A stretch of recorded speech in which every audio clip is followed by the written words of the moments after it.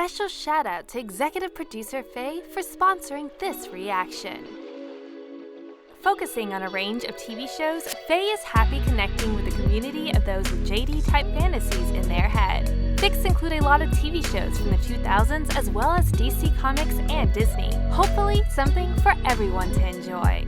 Be sure to check out Faye's fanfiction account in the link below. Thanks again, Faye, for sponsoring this reaction. Welcome back to another Real Talk reaction. This one is for Scrubs, Season 1, Episode number 15. Hey, don't forget to like, subscribe, and please hit that notification bell.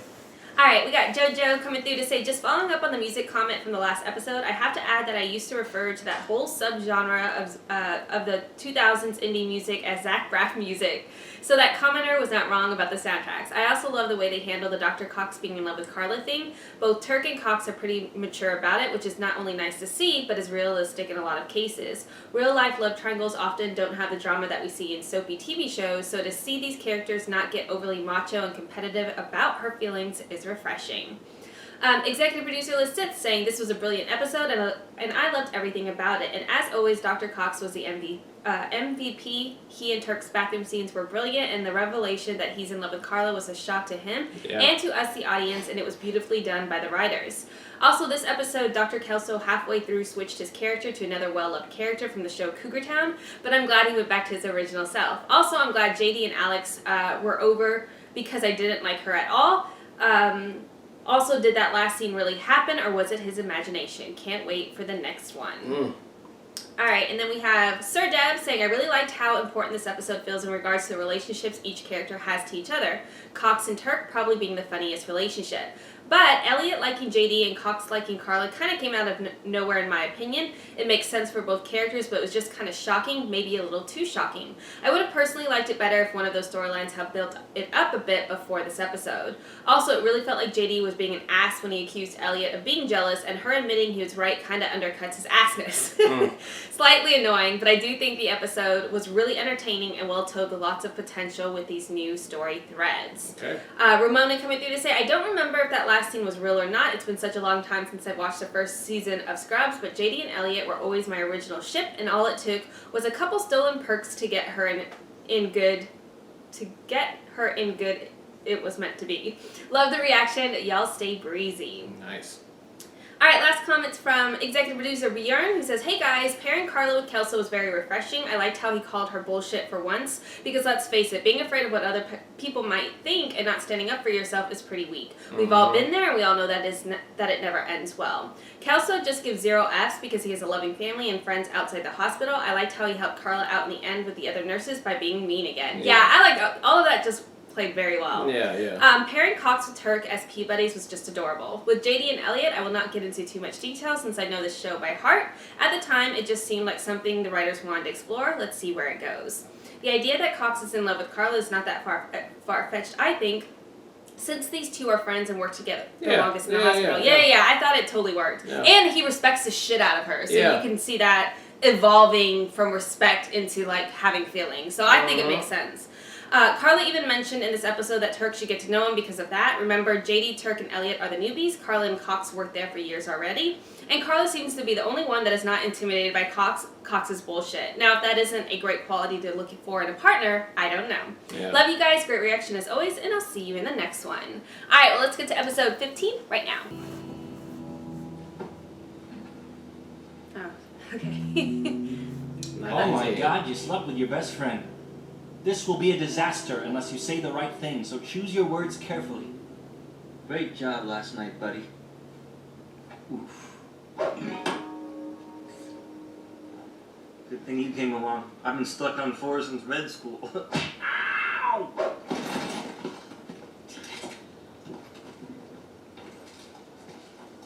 Did he say all that dumb shit? I don't know. I hope not, because that was really bad. We really shouldn't feel weird about this. I mean, things like this happen all the time. All the time? Yeah, it's really not a big deal. It's not a big deal. Okay, you gotta stop repeating everything I say in that weird tone of voice. No more repeating. Look, JD, what happened last night was a wonderful mistake. And I think it's probably best if we just go back to the way things were. I totally agree. Well, I'm gonna see you tomorrow. Tomorrow. What are you doing? Elliot's amazing and you're crazy about her. If you let her leave, I'm gonna do this all day. I get knocked down, but I get up again. I'm gonna torture you with this song. Wait, Elliot. Look, I just, Oh my God, just say it. Say, Elliot, stay in bed and have sex with me all day until neither one of us can move. Yeah, let's do that. I cannot believe you almost let me leave. You're gonna pay for that. Oh, I'm good for that. Whoa, I got to what? Close that door. Right. I can't do this. Let's address all the things. Just tell me you like me, too. That's all she was looking for. I'm no Superman. Still today. We are really good at having sex.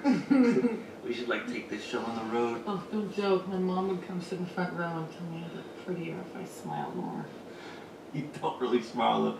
You just make us say. No, what about you? You just look surprised that you're actually having sex. This girl. 4 times. I mean, seriously, give it up. Relax, girl. You know I've been doing this. God, how weird was that this morning? I mean, have you ever been more uncomfortable in your entire life? What movie are we watching? It's basic instinct, Grandma. Oh my God. You know what? But see, all this sex, it just soothes my soul. And I really like your nose. How did that last time even start? I don't even remember. I just know I went to the door and when I came back, you said I looked sexy holding a pizza. You did. Okay, for safety reasons, I should go. I should really go. You're not going anywhere. You know what? You gotta help me eat this pizza. Tell this story very often, but I remember when I was 7 years old, one time I found a bird that had fallen out of its nest, and so I picked him up and I brought him home, and I made him a house out of an empty shoebox, and oh my God. I became a doctor for the same 4 reasons everybody does. Chicks, money, power, and chicks. Chicks, But money, power, and chicks. HMOs have made it virtually impossible to make any real money, which directly affects the number of chicks who come sniffing around. And don't ask me what tree they're barking up, because they're sure as hell not pissing on mine.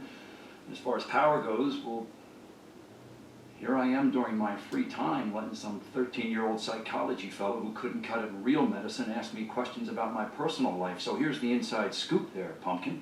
Pumpkin. Would you go ahead and tell me all about power?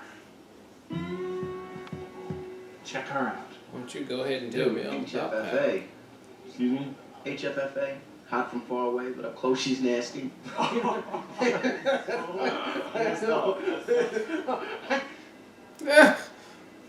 Maybe I'm so sorry. I made an incredibly insensitive statement about an ugly person. Ugly person. Taking one of those quiet moments where I weigh your good qualities against your bad ones and decide if you're actually worth the trouble. You made it. That was close. Thank you, baby. That was close. So Elliot says she's looking for a surgical consult. Do you know where she is? No, why should I know? You know, it's funny that you think that I would know. I have no idea where she I know where the Todd would like Elliot to be. In his pants. Clever. You know, she told me she's not going out with anyone. You should ask her out. Oh, no. Elliot and the Todd, that's a terrible couple. That's worse than Joni and Chachi. Dude, Joni loves Chachi. The Todd is asking Elliot out. God, I think The she'll be Todd. lucky to ride my Please. motorcycle. Gotcha. God bless him. The Todd. When I was 7 years old, the only things that I loved were my ColecoVision and Sandy Lowe. Now, Sandy was as fine as a 7-year-old could be. I mean, she had the body of a 9-year-old. What does that even mean? I pretty much joined the T-ball team because she was on it. I mean, I really didn't care that much about sports. But during the first game, I got all caught up, you know, and fell in love with competing. And so through high school and college, I pretty much played everything because I needed to compete. It was my drug. I think that's why I became a surgeon too, because every day You get to step up to the table and go one-on-one against what's ever wrong with the patient. And if you're really good at it, you win most of the time. I ran into Sandy Lowe last Christmas, and she didn't look so good. You know? That was kind of awkward, because, well, I look like this. I look like this.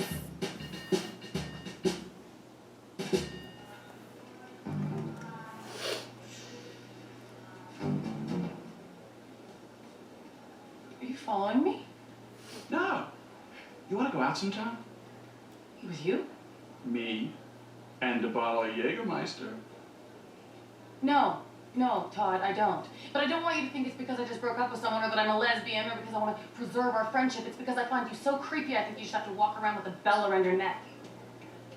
All I heard was lesbian. You know what? Let me talk to her for you, okay? Why did he ask me out? I don't know, because you're cute, you're fun, and I told him to. Sprung right there. Plus, the rumors going around that you're a lesbian. Look, you told me not to tell anyone about it, so I guess maybe I just want to make a point. And, So you told everybody I was a lesbian? now I want to kiss you.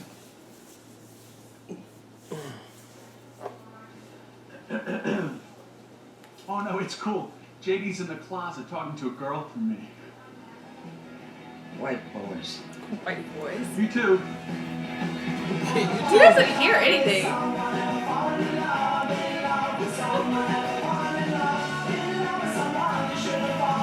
Hey, ain't nothing about white boys.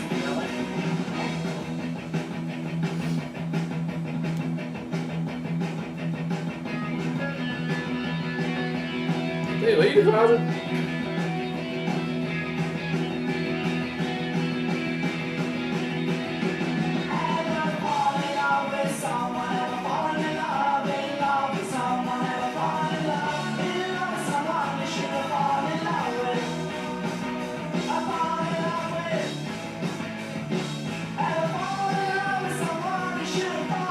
Well, we know who's saying I mean, everyone sees you. There's no way not everybody knows. When I was a little girl, my mom used to have what she liked to call episodes. Episodes is a flattering term for this thing where she sweat a lot and, well, let's just say her stomach talked. Anyway, this one time we were at the supermarket and she actually passed out. And out of nowhere, this fancy-looking guy comes forward and tells everyone to step aside, give my mother some air.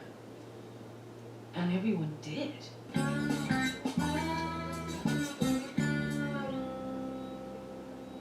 What? I've seen you naked, so like everything you're doing, I'm watching you do it naked. Oh, so if I go like this? Yeah, I saw all of that. Oh, don't be shy. Come here. God, babe. See the echo report on the aorta? Bravo. Just a big bravo. Heaven help me, I love newbie theater. Honest, I do.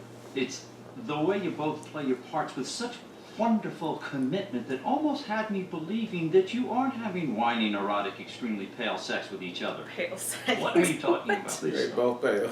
The whole floor knows. We do. We Watch this. Laverne, did you know? Was this supposed to be a secret? She always got those. Please, I knew before they did. So, there it is. Oh, and if you go ahead and listen very carefully, you'll hear the familiar sound of no one caring. Of no one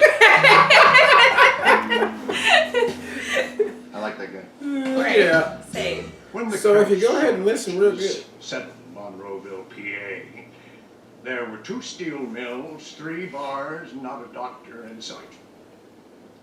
Then my old man set up a shingle and started delivering babies and stitching up 3-fingered steel men by the wagon load. Everybody loved him. When they couldn't come up with cash, he would always gladly accept a handmade sweater or a bushel of turnips. Jackass. Oh my God. I don't get to do this in public.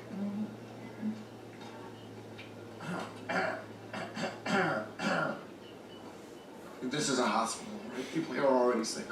You guys do it all the time. Tell me we don't look like that. We don't look like that.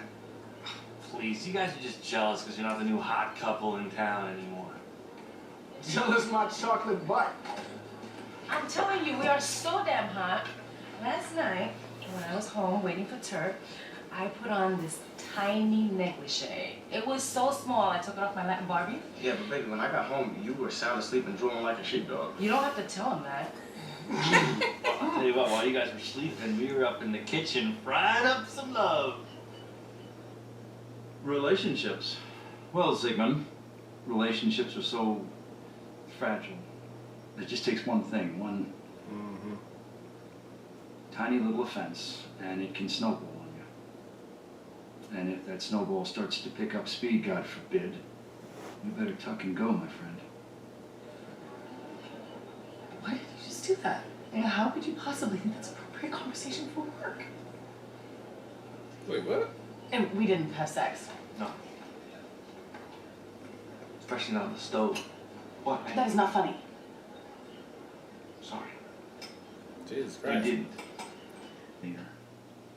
I'm talking about the kind that uses your dignity as a dish towel to wipe up any shreds of manhood that might be stuck inside the sink. Of course, I may have tormented her from time to time, but honest to God, that's what I thought marriage was all about. So much so Tormented her. that by the end of that relationship, I honestly don't know who I hated more, her or me.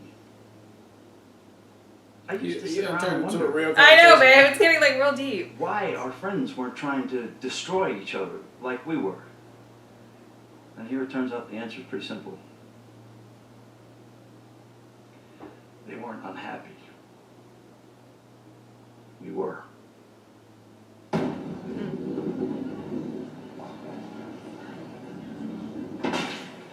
suck at this. Sorry. You look great bent over. I'm not being obsessive, but I rolled that damn thing exactly the way the video I bought told me to. The video I bought. Probably just a bad ball. You don't always have to patronize me. I mean, you can just be honest with me and tell me that I suck. You know what, Elliot? It's hard to be honest with you. When you're so neurotic, you don't even trust the computer to keep your score.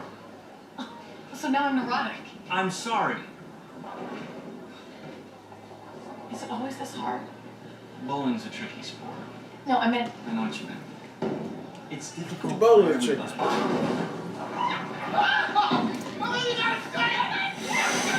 Okay, that's me and you. It's super hype. They didn't hate each other. Knock him down. My baby don't knock him down. I'm sorry about him.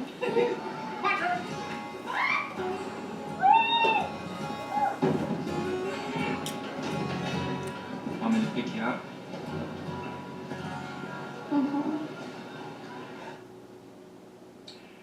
Enid has always understood how much my career meant to me. She knows I'm an important man in my field, and it helps her get on all those little boards and things her friends are on.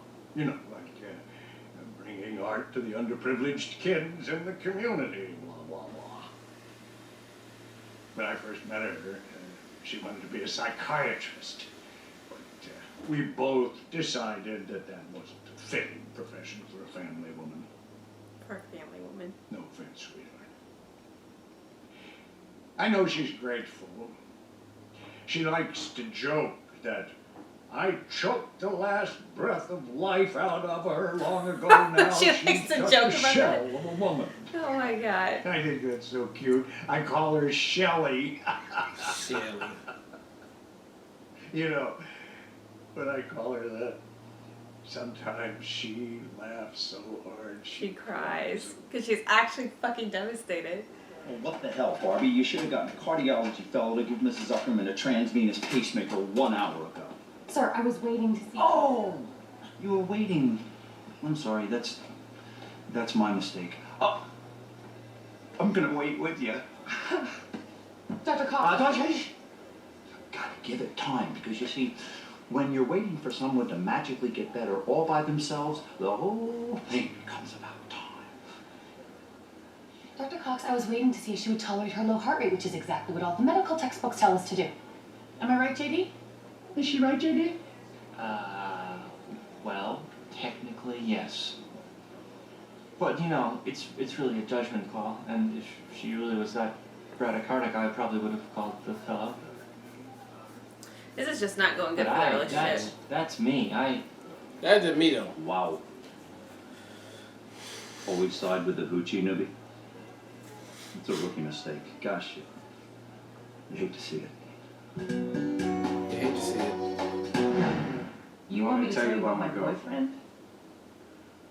Okay. I can be myself around Carly, you know? That's a bad thing, Elliot. Why don't we get all my friends together in a room and we'll fight your friend? I'm getting so tired of this. Look, Elliot, this It's been like 2 days. It's been 2 weeks. There's a lot of people here who like me for who I am. I thought you were one of them. I thought I was too. Relationships don't work the way they do on television and in the movies. Will they, won't they, and then they finally do and they're happy forever. Give me a break. 9 out of 10 of them end because they weren't right for each other to begin with, and half the ones that get married get divorced anyway. And I'm telling you right now, through all this stuff, I have not become a cynic. I haven't. Yes, I do happen to believe that love is mainly about pushing chocolate-covered candies and, you know, in some cultures, a chicken. You can call me a sucker, I don't care. Because I do believe in it. Bottom line, couples that are truly right for each other wade through the same crap as everybody else, but the big difference is they don't let it take them down. One of those two people will stand up and fight for that relationship every time if it's right, and they're real lucky. One of them will say something.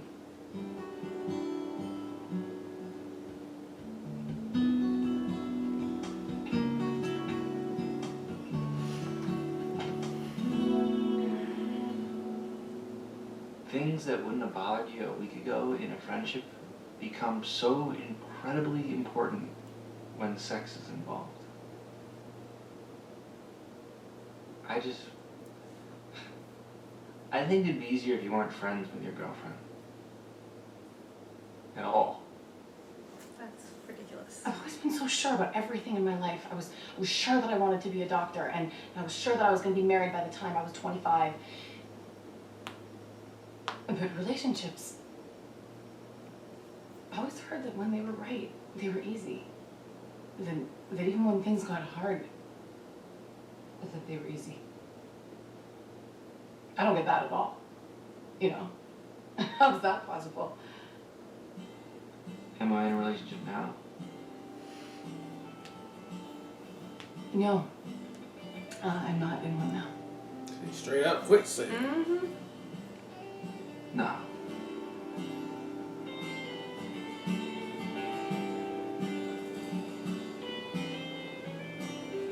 Oh, okay, keep cutting back. I'm like, what is going on with this? They just keep making up.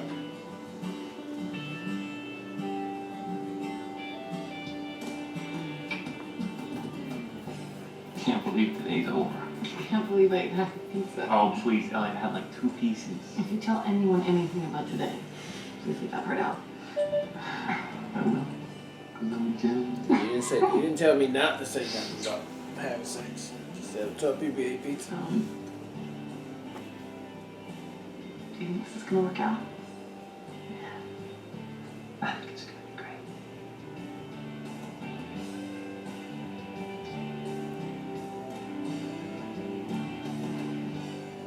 I believe you. I believe me too.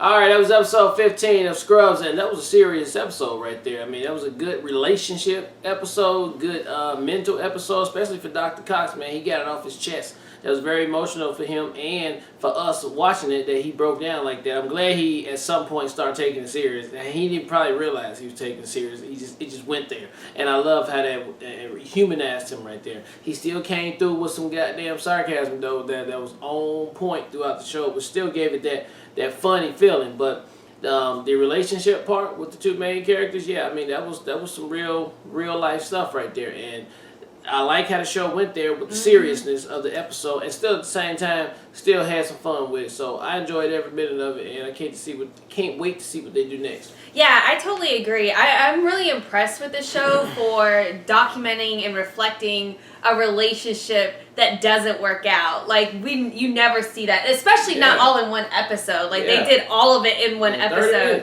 And I like the mirroring of Carla and Turk's relationship as who they're comparing themselves to, because I just thought that was so great, along with Dr. Cox's narration as far as like describing relationships from his experience. I just thought all of that worked to really build that entire picture, and it did have a much more like heavier type tonality to the show, which I appreciated too, because I think again it added that realism. Like this is how relationships are. They are difficult, and I just thought they did such a good job of addressing that.